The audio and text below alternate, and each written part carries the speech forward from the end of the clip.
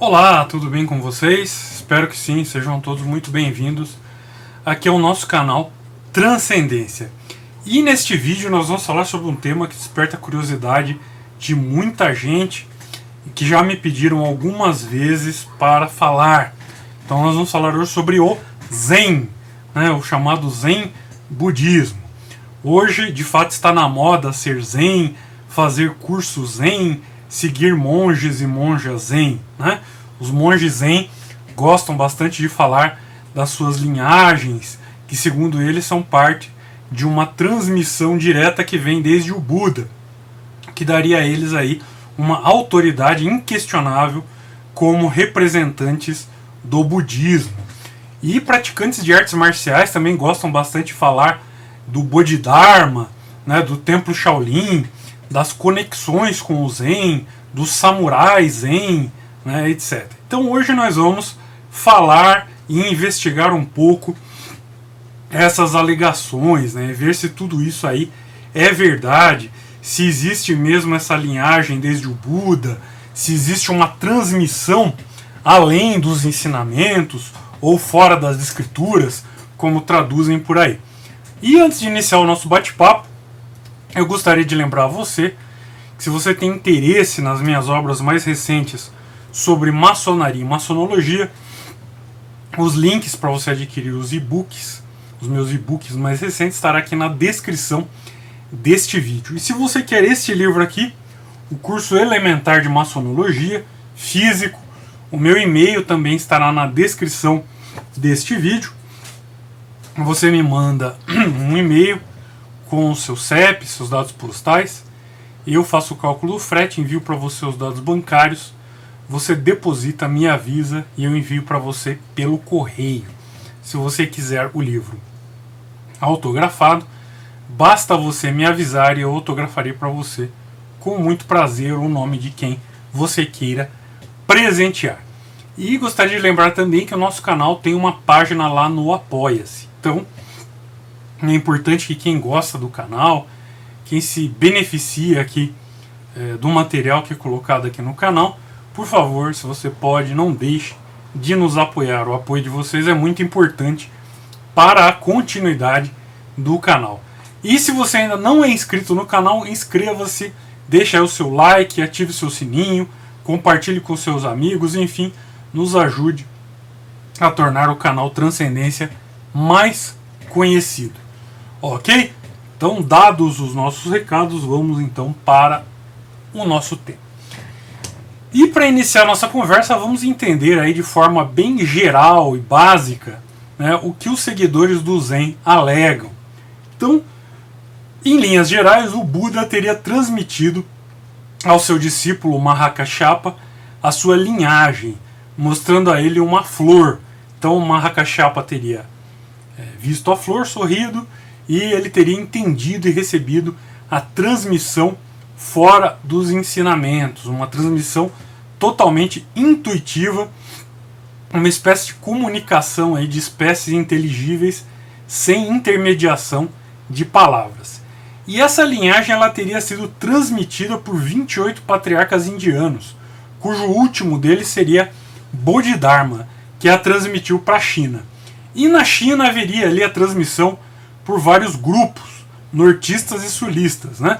E monges japoneses teriam viajado à China e recebido lá a linhagem e a função do patriarcado nessas escolas do Zen e levado essas escolas para o Japão.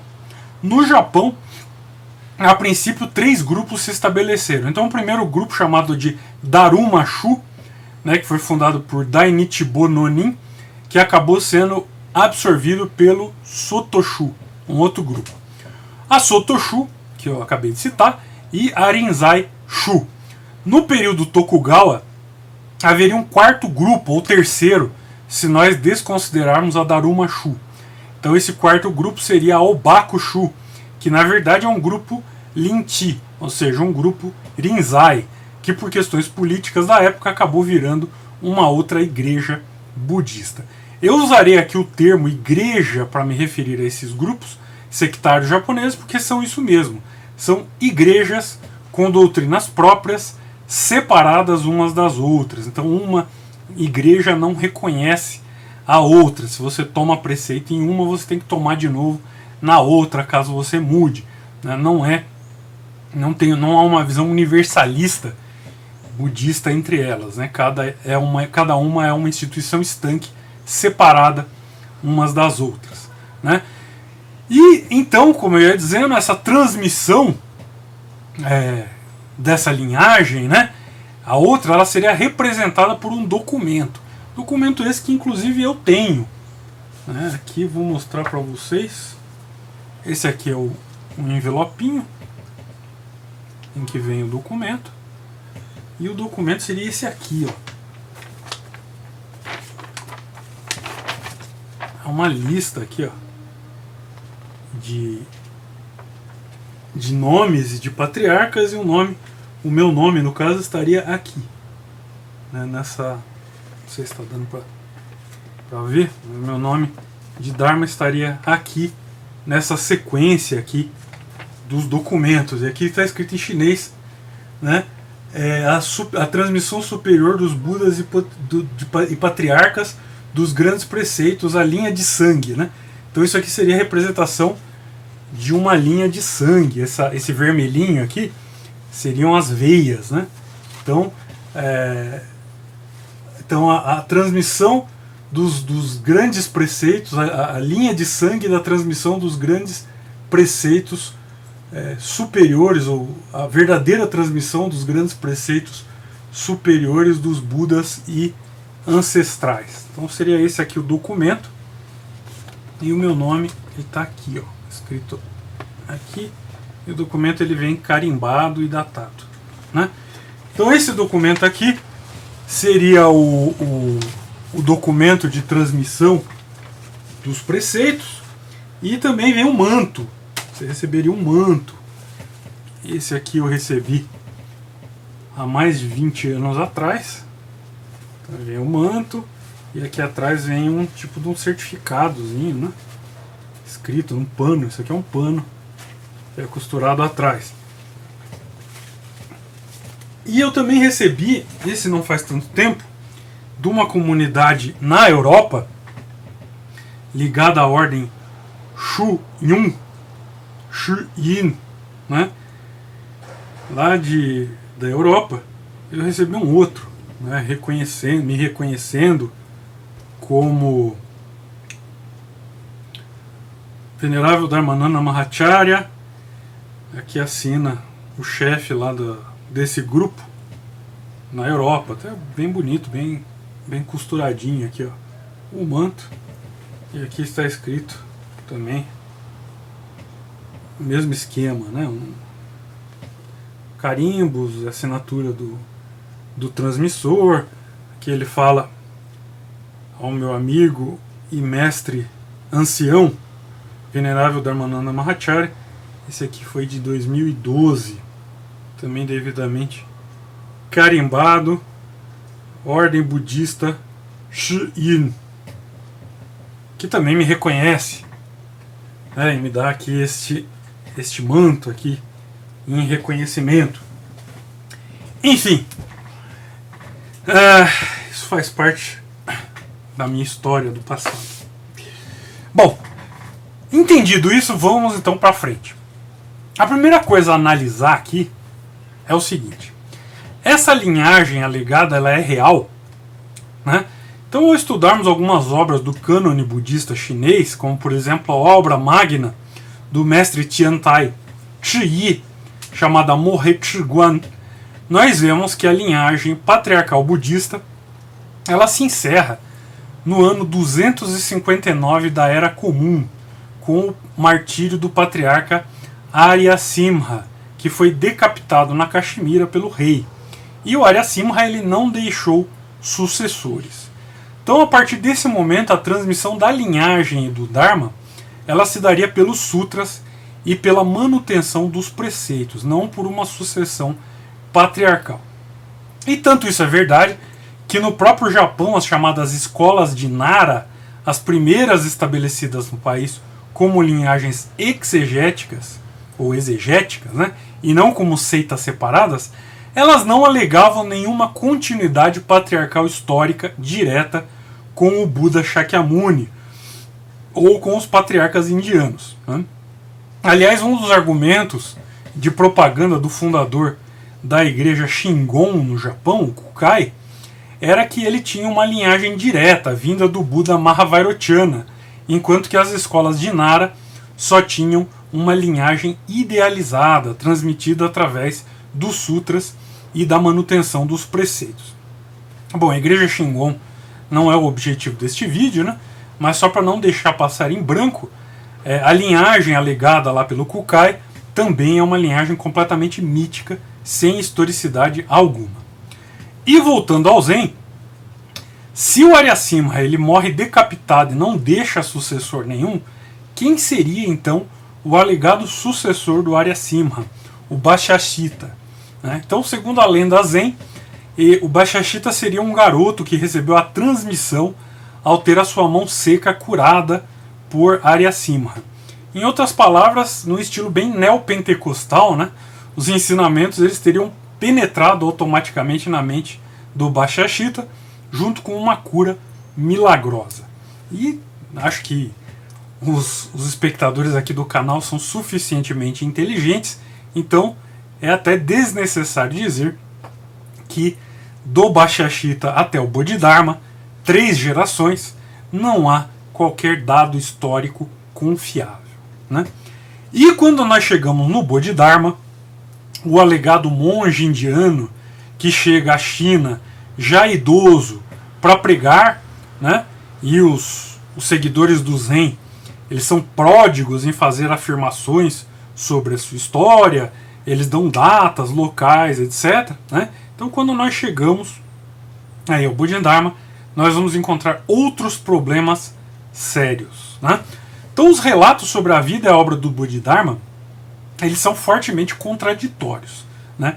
Então, numa obra chamada Luoyang Lanchi, então, aliás, Luoyangja Lanchi,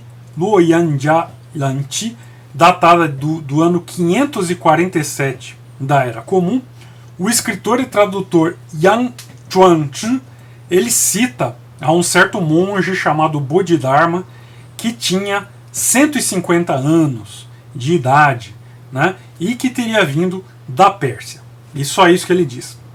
Um outro tratado, que é chamado de Ru Sishin Lung, ele traz uma pequena biografia ali do Bodhidharma, né, e essa obra, na verdade, é uma obra anônima que é falsamente atribuída ao próprio Bodhidharma, né? Então existe ali nessa obra um prefácio que é escrito pelo erudito Tanlin, né, que nasceu no ano 506 e morreu no ano 574.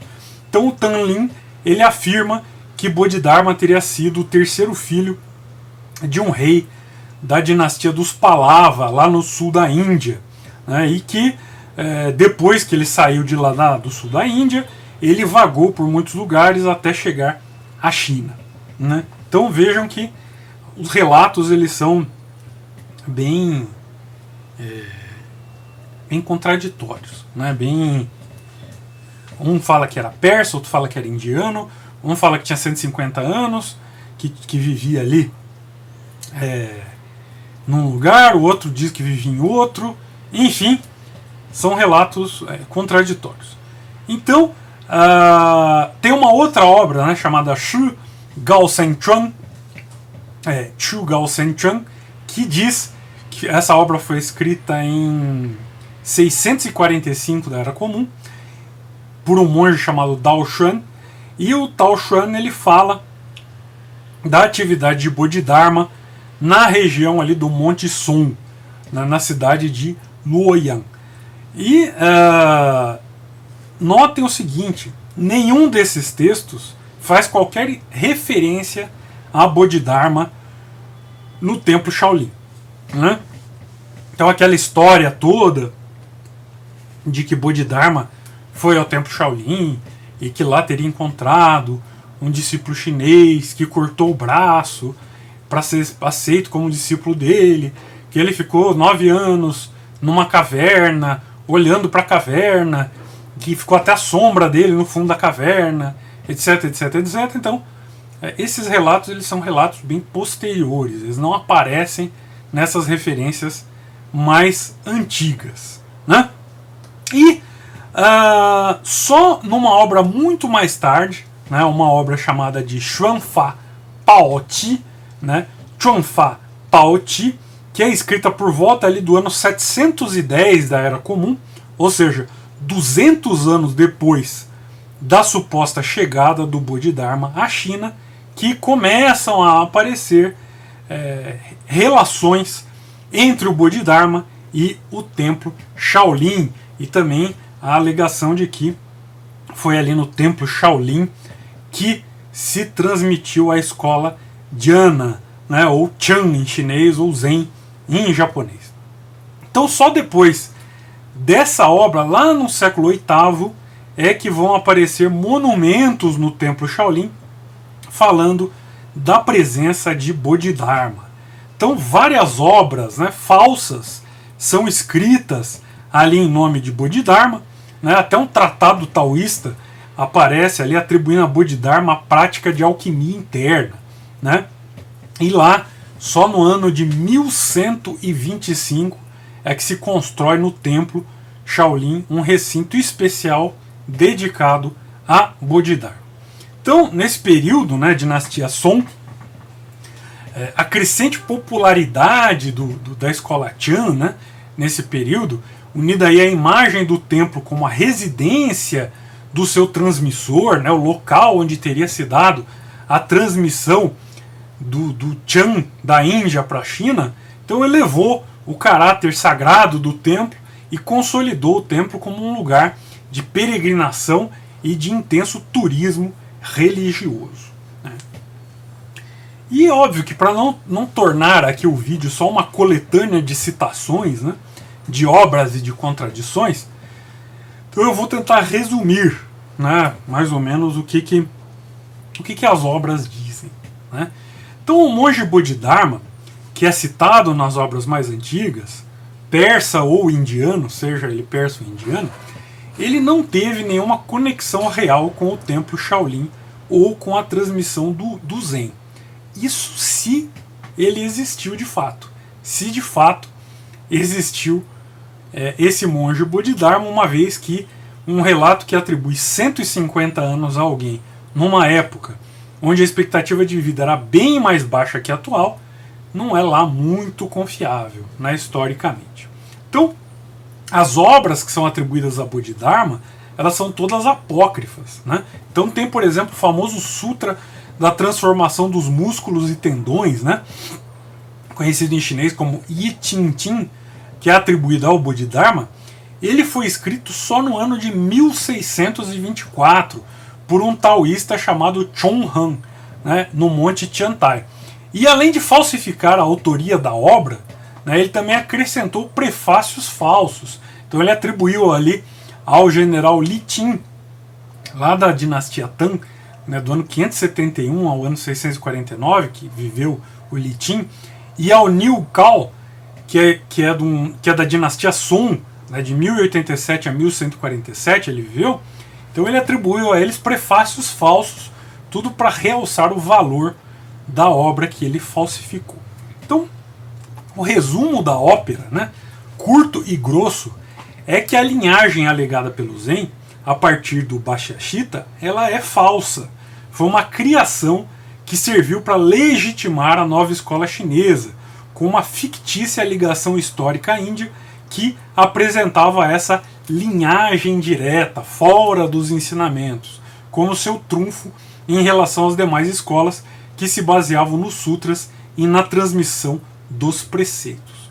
Então, na verdade, é um engodo, né, que foi criado ali para se legitimar um novo grupo que queria se afirmar superior aos demais e, para tanto, precisava criar uma linhagem que fosse uma linhagem putativa, uma linhagem fictícia, que os ligasse diretamente à Índia, uma vez que até então se sabia que não havia essa linhagem direta de Buda Shakyamuni, porque essa transmissão teria terminado lá com o Arya Simha, né, muito tempo antes, né, ou seja, lá no ano 259 da Era Comum, quando o Arya Simha foi decapitado pelo rei da Caxemira.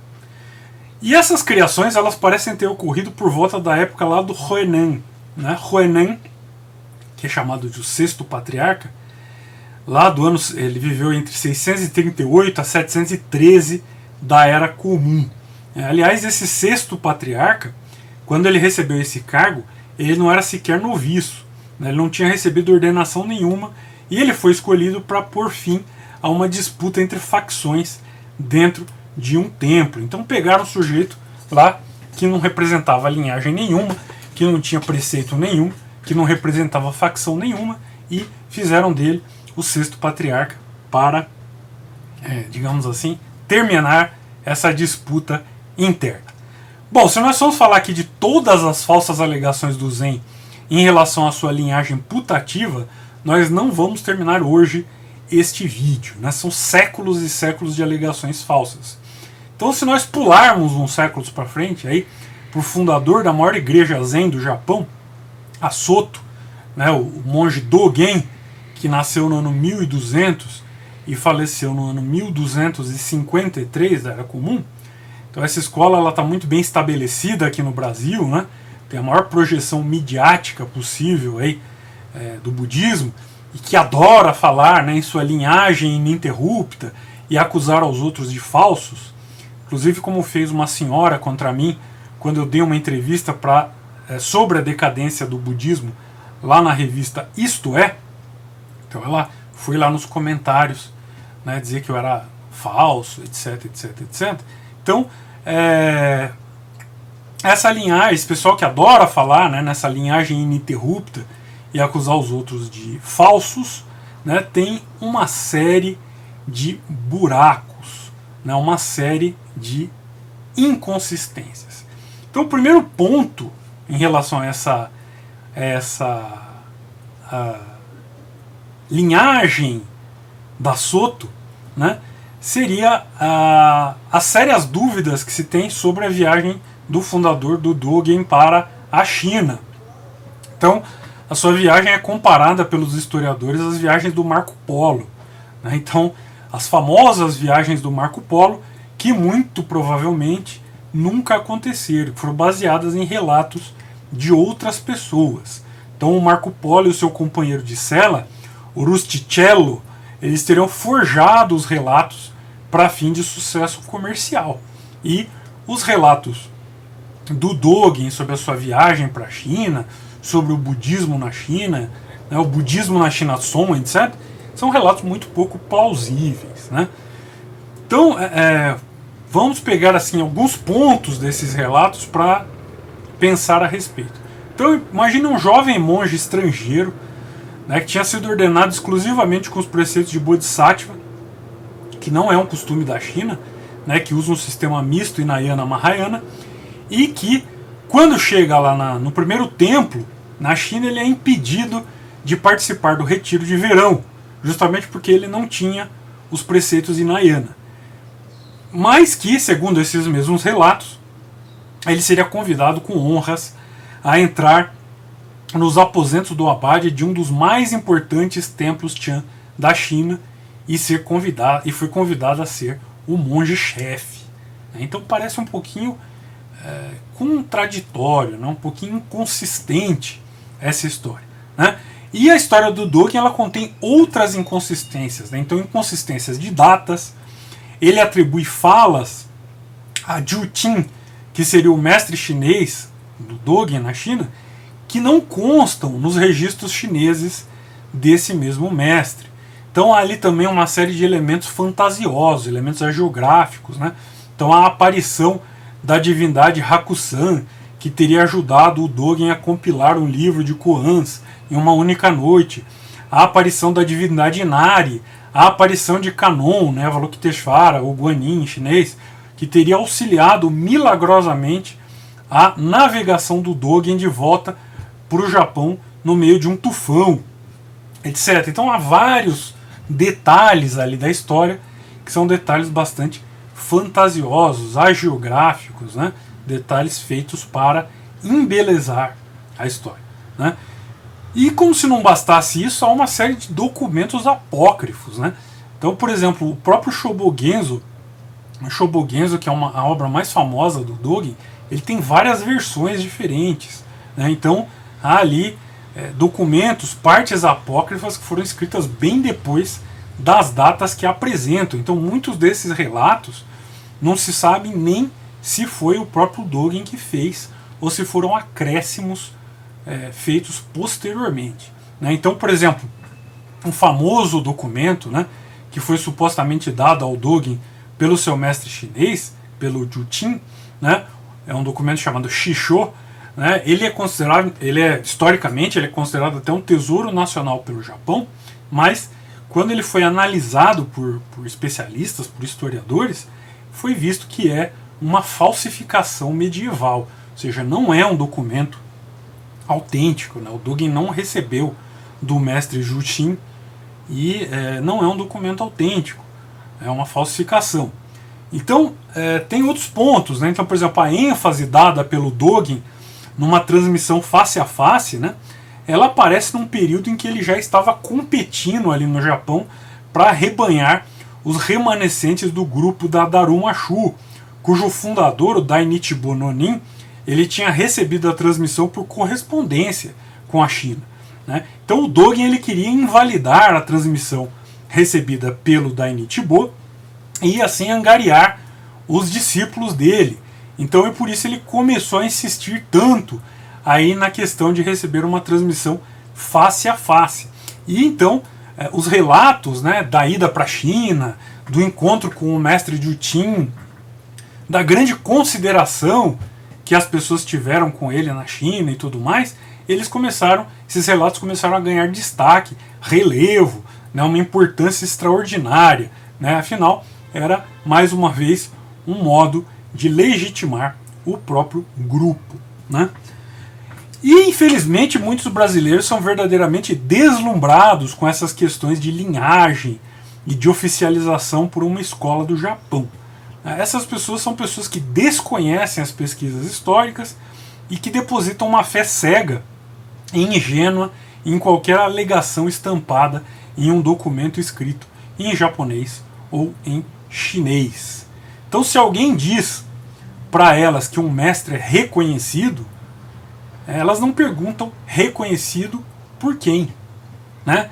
O reconhecimento que algumas escolas japonesas falam tanto, né, ele era dado pelo governo imperial e depois pelo governo feudal.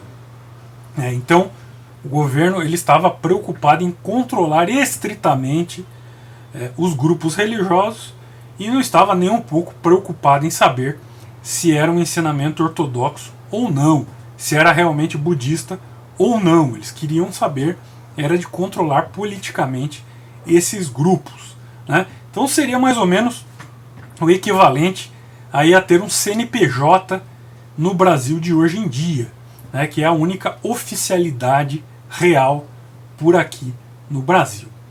E depois da Segunda Guerra Mundial, não há mais, né, ingerência nenhuma do governo japonês em matéria de reconhecimento de grupos religiosos. Então os grupos eles são meras associações privadas. E tais associações elas se constituem aí, enfim, legalmente, né, e reconhecem a seus próprios membros como qualquer igreja que há aí na esquina da sua casa faz.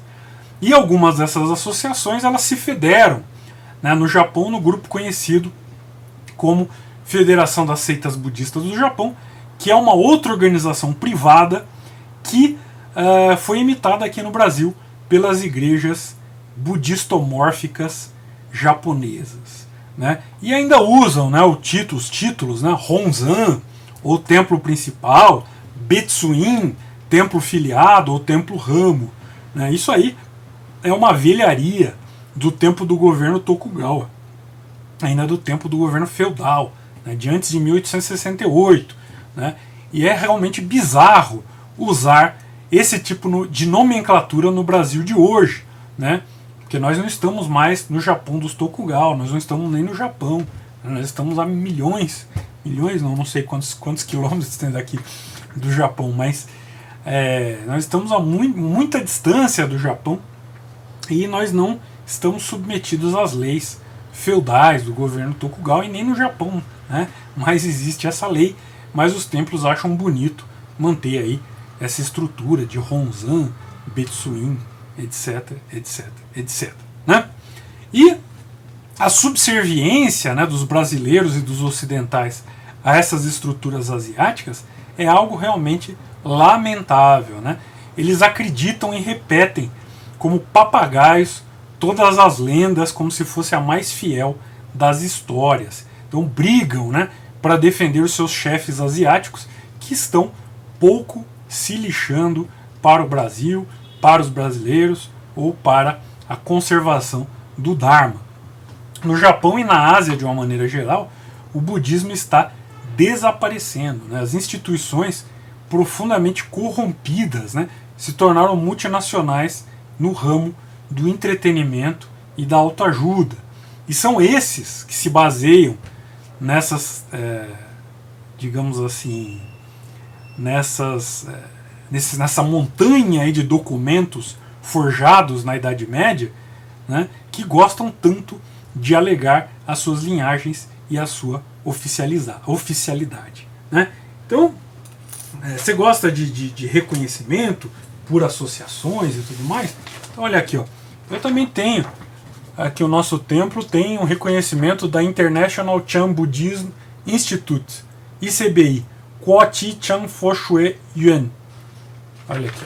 Mas também tem um papel de reconhecimento, né? Essa associação é uma associação que é internacional, é um Instituto Internacional de Budismo Chan lá da China, né? Da China continental. Então tem sua sede na China e na Inglaterra, no Reino Unido.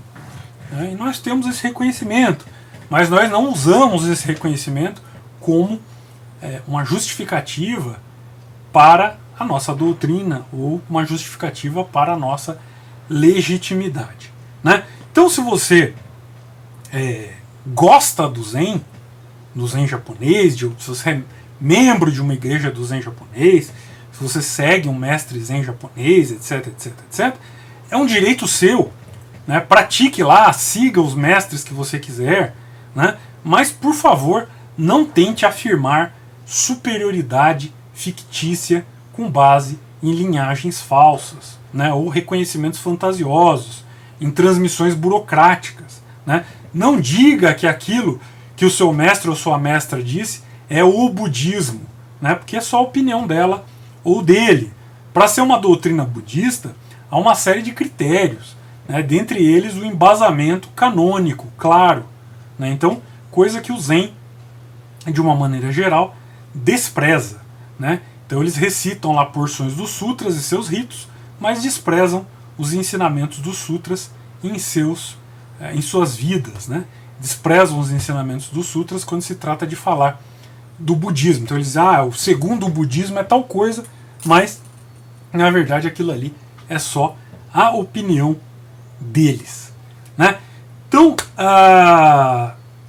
o recado aqui deste vídeo é bem claro. Então não sejam crédulos, né?